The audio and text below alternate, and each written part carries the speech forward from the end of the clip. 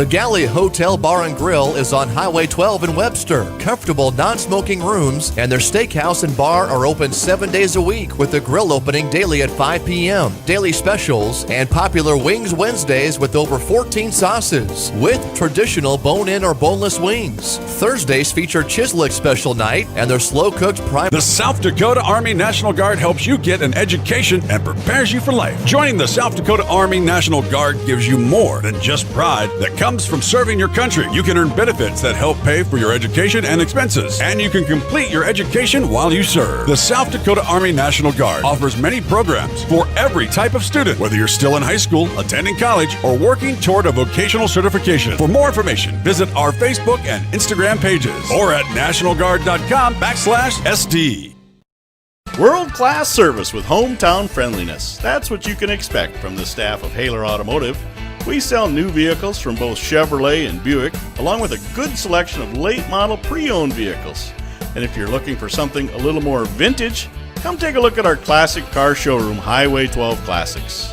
We have a full service department, parts department, and a body shop. We're conveniently located East Highway 12 in Webster, or view all of our inventory online at HalerAuto.com. Winning isn't everything. It's how you play the game that counts. If your values tell you the same, let's start a new conversation about money. At Thrivent Financial, we believe money is a tool, not a goal. Because it's not just about making more, it's about doing more. For your family, church, and partnering with champions. For over 100 years, John Deere has been a champion of building the finest compact tractors available. Let RDO Equipment Company be your compact tractor sales and service champion. Plus, with 0% financing available, there's never been a better time to purchase your next compact tractor. Don't miss your chance to discover the RDO Equipment Company difference for yourself. Visit RDOequipment.com to find a dealer near you.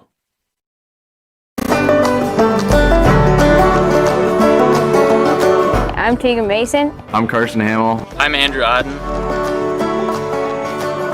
On behalf of Mason Ox Ranch. From everyone here at Odden Charlet. And on behalf of the Scattered Star Ranch. From our family to yours. From the Phillip community, I just want to say thank you. We thank you. Thank you. I would like to thank you, the consumers. We thank you for choosing beef. Thank you for choosing beef.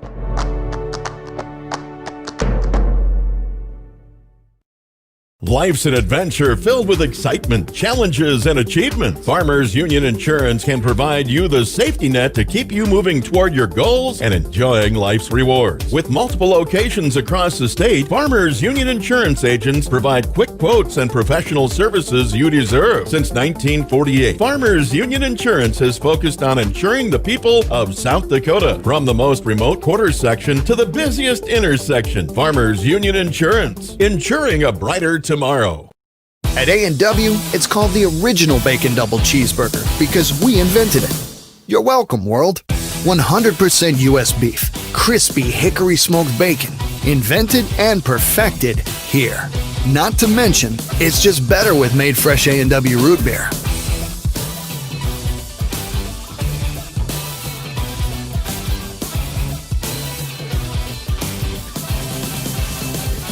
At participating restaurants, prices may vary. Tax extra.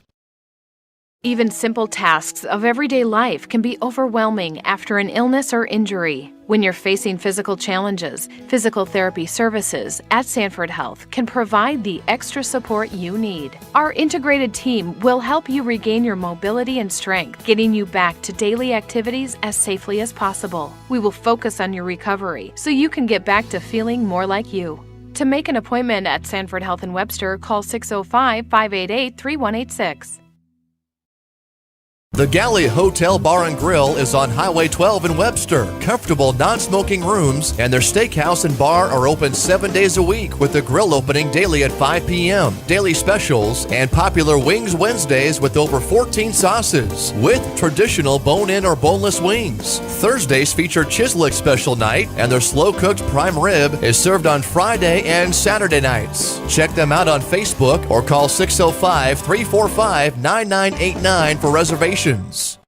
The South Dakota Army National Guard helps you get an education and prepares you for life. Joining the South Dakota Army National Guard gives you more than just pride that comes from serving your country. You can earn benefits that help pay for your education and expenses, and you can complete your education while you serve. The South Dakota Army National Guard offers many programs for every type of student, whether you're still in high school, attending college, or working toward a vocational certification. For more information, visit our Facebook and Instagram pages or at nationalguard.com/SD. World-class service with hometown friendliness. That's what you can expect from the staff of Haler Automotive. We sell new vehicles from both Chevrolet and Buick, along with a good selection of late-model pre-owned vehicles. And if you're looking for something a little more vintage, come take a look at our classic car showroom, Highway 12 Classics. We have a full service department, parts department, and a body shop. We're conveniently located East Highway 12 in Webster, or view all of our inventory online at HalerAuto.com. Winning isn't everything. It's how you play the game that counts. If your values tell you the same, let's start a new conversation about money. At Thrivent Financial, we believe money is a tool, not a goal. Because it's not just about making more, it's about doing more. For your family, church, and community. Call Webster Thrivent Financial. Stand and say the pledge. Pledge allegiance to the flag of the United States of America and to the republic for which it stands, one nation, under God, indivisible, with liberty and justice for all. Go ahead and call the meeting to order. Motion to approve the agenda as presented, no changes. So moved. Thank you, Larry. Second. Second. Thank you, Mr. Luenga. All in favor say aye. Aye. All opposed, same sign. Motion carries. Public communications. Is it working there for you, buddy? Mm-hmm. All right, no public communications. Conflicts disclosure. Any new conflicts? Okay. Motion, and do I need two or can I just do one motion? One motion. Motion to approve the minutes of our November 9th regular meeting and our December 3rd special meeting. So moved. Thanks, Joel. Second? Second. Thank you, Mr. Gaikowski. Discussion? All in favor say aye. Aye. All opposed, same sign. Motion carries. Motion to approve the financial statements. So moved. Thank you, Larry. Second? Second. Thank you, Mr. Linga. Discussion? All in favor say aye. Aye. All opposed, same sign. Motion carries. Motion to approve the claims. So moved. Thanks, Joel. Second? Second.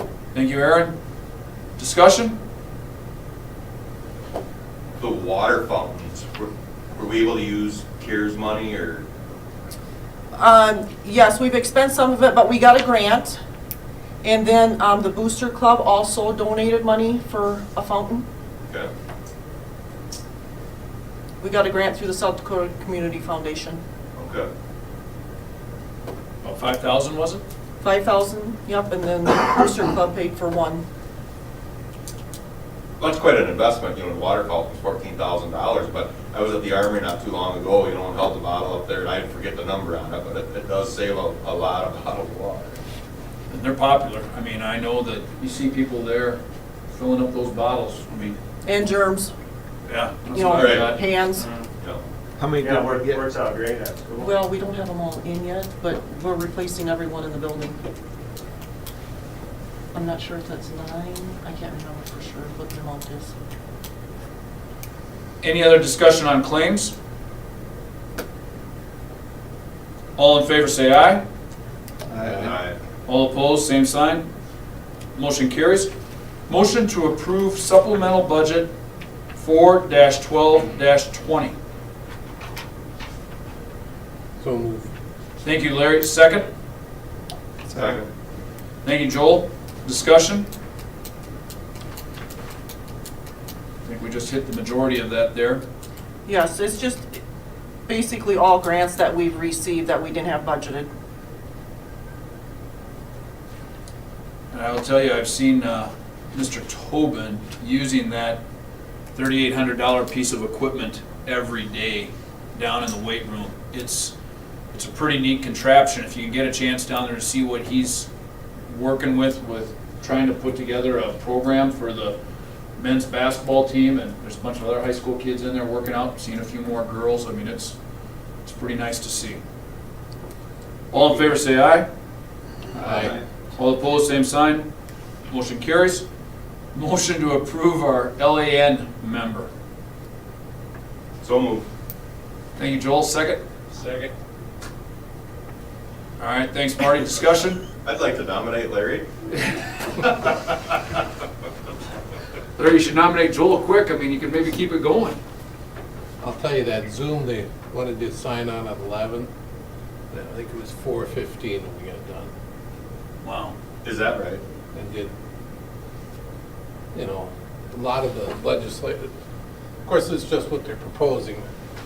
They're going to the 3 per thousand, dropping all the 2,800, 3,400 and everything.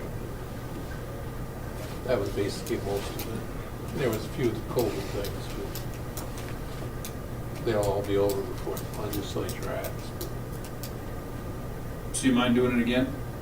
I don't care. Perfect. And Larry, the reason I throw you out there is you are in the know with what's going on in here. You pay a lot of attention to that out there.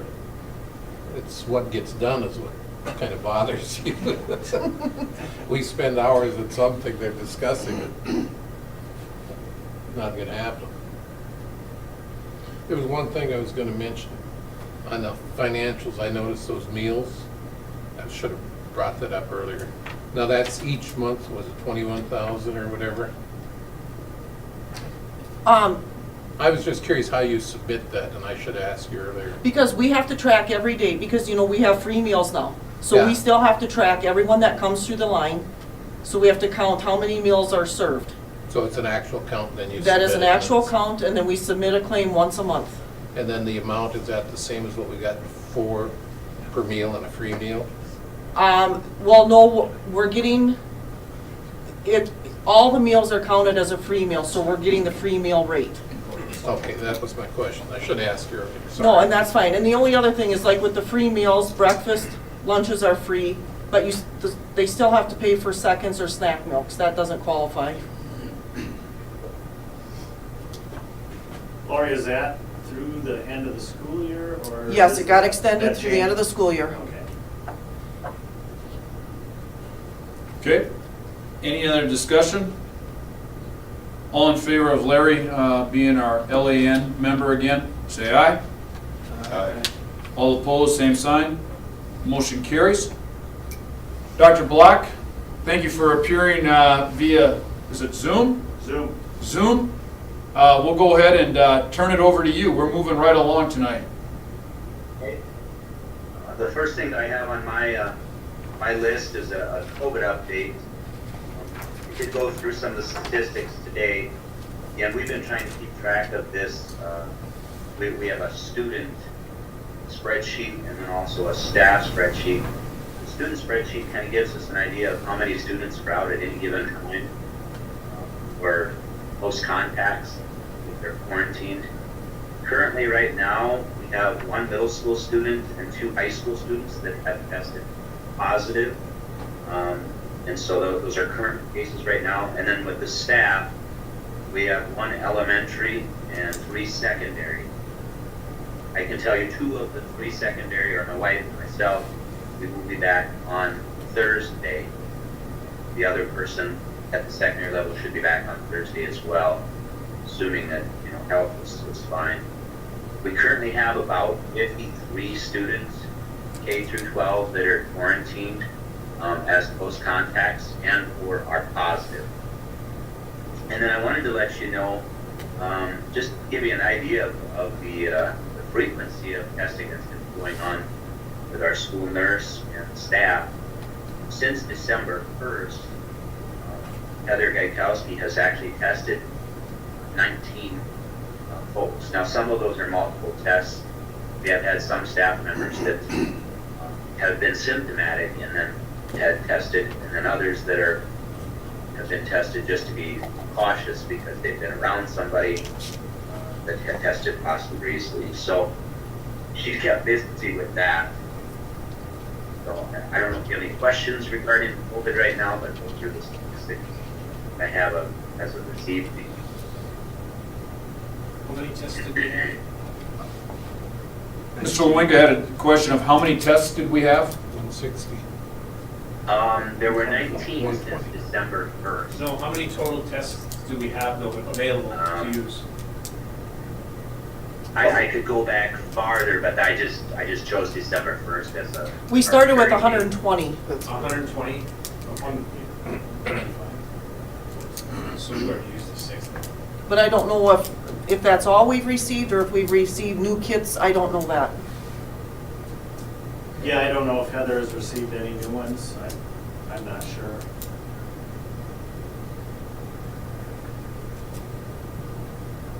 Okay, I think we're good, Mr. Block. Okay. The other items that I have on here, the sexual harassment, that will actually come a little bit later in the agenda here, for discussion items. And then accreditation review, I wanted to just mention that we actually are up for accreditation review in 2021-22 school year, so that will be next year. I've already started to receive some information regarding trainings and some things that we need to start gathering. So we'll start to put that information together this spring. I believe that it will be just a desk audit as it has been in recent years. And I would guess because of COVID that most likely that would be the way that it would be. But again, it's accreditation review every 5 years, but and actually you can have the review occur more than just once every 5 years. And so our last review was 2018, which seems just like yesterday, but we're already looking at 3-4 years into that cycle. So when I first learned that we were going to be up for review, I was a little bit disappointed and kind of frustrated, but it does make sense as we've gone in years here. So the other item that I have under my discussion items is the governor's budget address. If you haven't read the newspaper or seen on the news, she is looking at a 2.4% increase for education, among many other things. I have to be honest, from what I actually listened to the budget address that particular day, and I do believe she's done a pretty good job of putting together a budget that's pretty sound in light of what's happened and everything else. So that was good news, actually pleasing news. It's one of the first times in many, many years that I felt like, wow, we're going to get something for education. So I was pleased with that. Those are the items that I had for the superintendent's part. We'll talk about the calendar and then that sexual harassment policy a little bit later.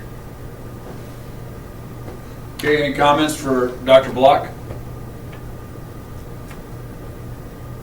Okay, Mr. Case, principal report. I just have just announce or a reminder that we have the concert live stream tomorrow. The elementary will go at 8:50, and then Wednesday the high school was going to go Thursday, but they're going to go Wednesday at 2 p.m. and then Thursday the middle school will have their concert at 2 p.m. So we are doing a pretty good job in the elementary, middle school. We're almost to a Christmas break, which will be nice for staff who has been working really hard and doing a great job. And then kudos again to our substitute teachers who have done an awesome job too, coming in to fill in. So it's especially tough when you have kids at home that you're educating, kids at school. So it's, teachers are doing double the work and they're doing a great job. That's all I have, unless you guys have any questions. Any questions for Mr. Case? All right, thank you. NESC. I unfortunately was not able to attend, and I really don't have any notes on it either. I don't know. Mark, do you have anything? I didn't. They spent a lot of time talking about hiring of a new director. They spent a lot of time talking about that stuff. We do have, there's another school, I believe it's Rutland, that came on with us with NESC. Other than that, I don't really remember anything that was outstanding from it that sticks out in my mind. Okay. Buildings and grounds. I do not have anything new or updated regarding the boiler or anything like that. I believe it's something we're going to have to kind of get a little bit more. We'll just have to get a little bit more involved here following the Christmas break, I suppose, to start putting together a plan for a replacement boiler.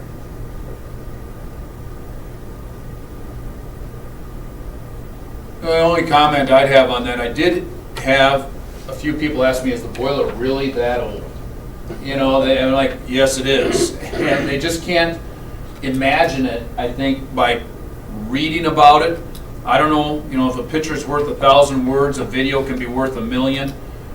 Maybe we need to figure out a way just to have a video of what that boiler looks like and what that boiler room is, and have it up on Bearcat TV so that people could actually, you know, instead of giving tours down there, they can just see, you know, this is what is in, you know, the basement, the bowels of the Webster area school. Because it is kind of unique when you see that I'm pretty sure that one wall is from the old original, you know, grade school building that was tore down how many decades ago even now, you think about it.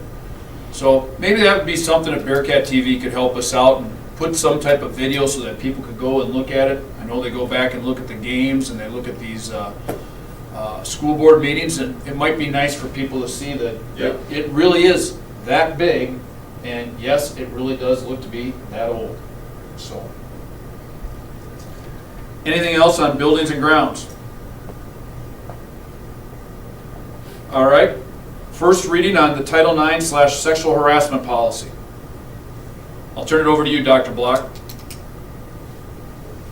Okay, I did contact Rodney Freeman regarding this policy. As you recall, a month ago, I had put together kind of a combination of a couple of policies, and it was recommended that we maybe have Rodney review it so that we do the right thing with this particular policy.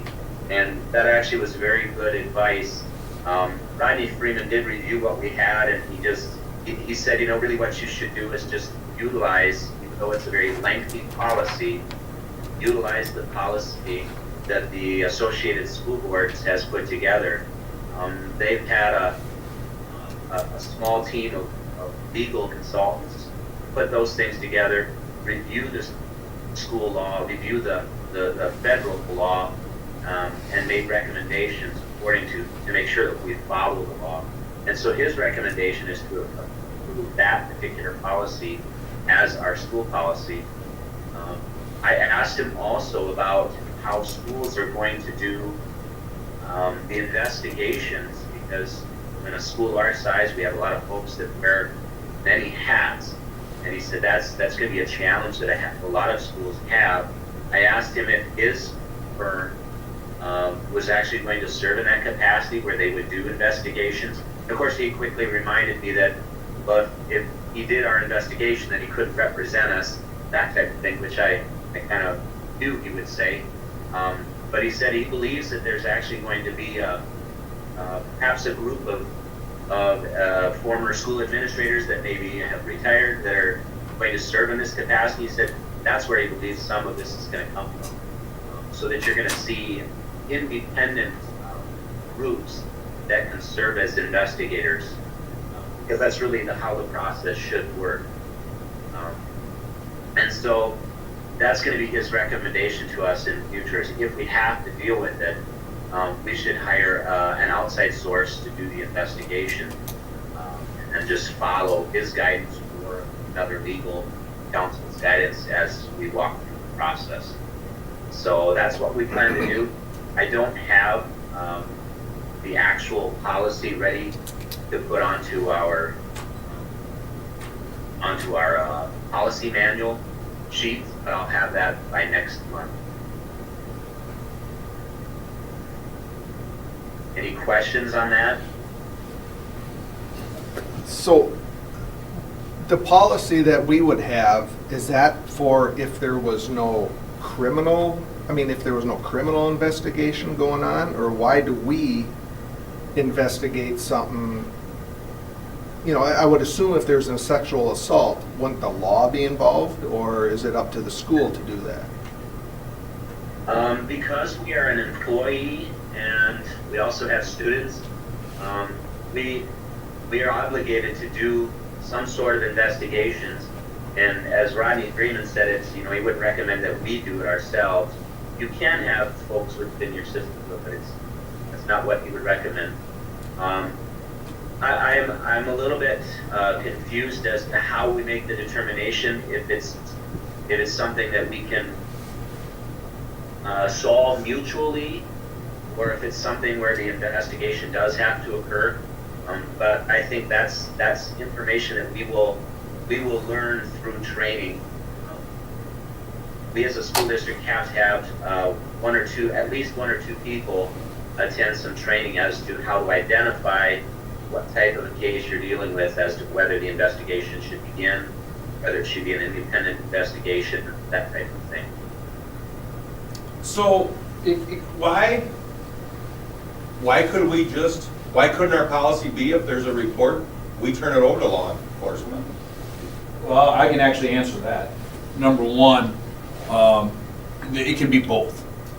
In answer to your question, Aaron, you could have a law enforcement investigation at the same time you have something going on within the school, and the school could just wait for the law enforcement investigation to be over with and to use its results from there. The other way that it can be done is that there are things that don't rise to the level of a crime. However, they can rise to the level of what is termed as sexual harassment. And so, that kind of goes to the question, Joel, you would have. There are definitely instances where once you turn it over to law enforcement, you have escalated what may be a very minor thing, and now you could have a young child registered as, sexual deviant, or something along those lines, even if it was unfounded. And so there's a degree of, it's easy to think of a rape. Okay, that's something, but one child calling another child a name, and depending on how that name is or word is used, is that necessarily law enforcement level activity, especially if it takes place, for example, in the grade school. Sure. There were also references to things like date rape and date violence like that. I have to be honest, I'm a little bit leery that we have to deal with those as a school, but because it can occur within the walls of our schools, we do have to be able to address it.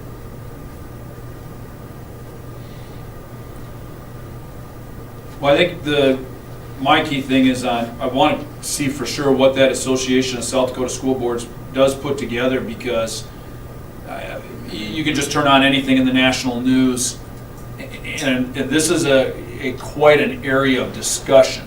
As a matter of fact, just within our last two administrations at the federal level, the rules on how these are reported and investigated have changed, and they'll probably change again.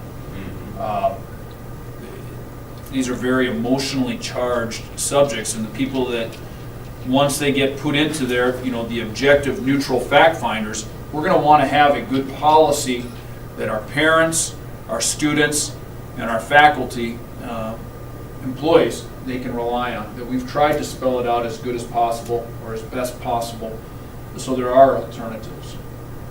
Because once these things happen, they are tough. And especially when you start, it's one thing when we talk about adults, it's another when you start talking about people's children on both sides. Very emotionally charged. Well, I guess if our school attorney is recommending that we go with the SBS policy, Jim, not to take away from the work that you've already put in, but I would feel more comfortable going that route. No offense taken, I want this to be right. In fact, I don't want me to be the author of something that might not be correct. So And we'll hopefully get to look at a draft of that in our next packet. Yeah, I actually have, I have a hard copy of it. I just want to be able to put it so that it addresses our district. It is about 6 pages long, so it's lengthy. And it's smaller type too, so. Okay. Any other questions for Dr. Block? Thank you, Dr. Block. Moving on to the 2021-2022 calendar. If you noticed in your packets, I did ask Lori to include this year's calendar as well as the proposed calendar that I put together. It basically is just day for day corresponding to what we have this year. There were a couple of things that I wanted to mention just because they didn't work out as nicely as I thought they would. One of them is the President's Day, federal holiday in February, and state wrestling. As I am seeing it, and I double checked when state wrestling is, state wrestling is actually a Thursday, Friday, Saturday. I think that's this year and next year. But that federal holiday as well as state wrestling will occur in the same week in the proposed calendar. And so if you take that Monday off and you take the Friday off, you basically have a 3-day week in the middle.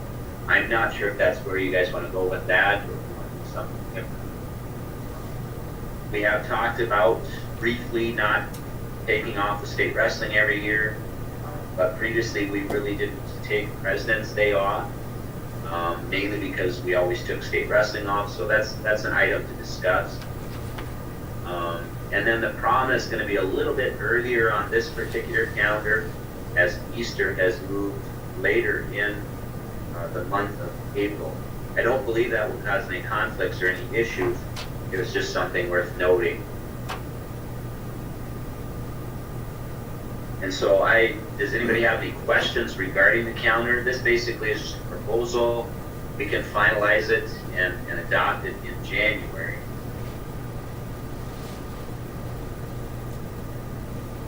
Gentlemen, any questions? So it's got us starting on the 19th of August and getting out on the 17th of May.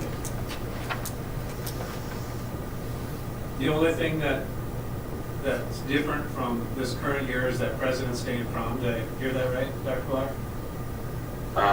Yeah, the rest I believe are all pretty much day for day.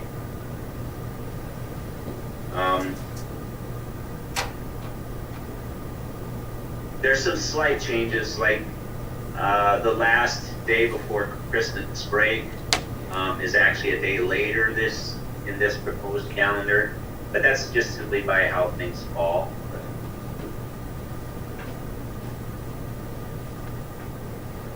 So, Jim, let me get this straight. So right now, as presented, we would take off, if we didn't change anything, we'd have the 21st and the 25th off. If we chose just to say that week, we're not going to take President's Day, we're going to take it instead during wrestling, then would that mean our last day of school would be the 16th, or would it still be the 17th?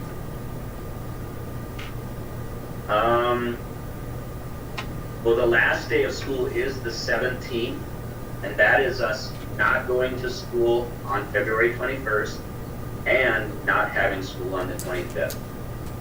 So if we were to go to school, say the President's Day, then we would actually be done on the 16th.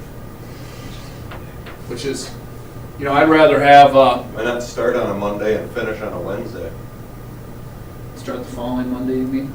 The following Monday in August and finish on a Wednesday of that week in May.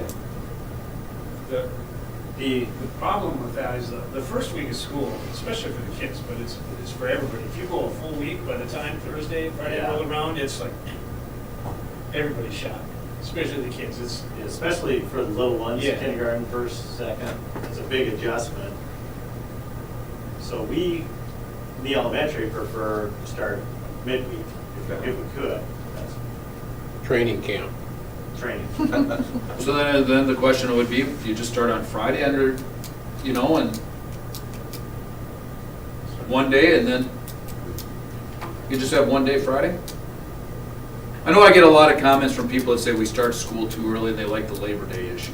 That's the comments I get from employers.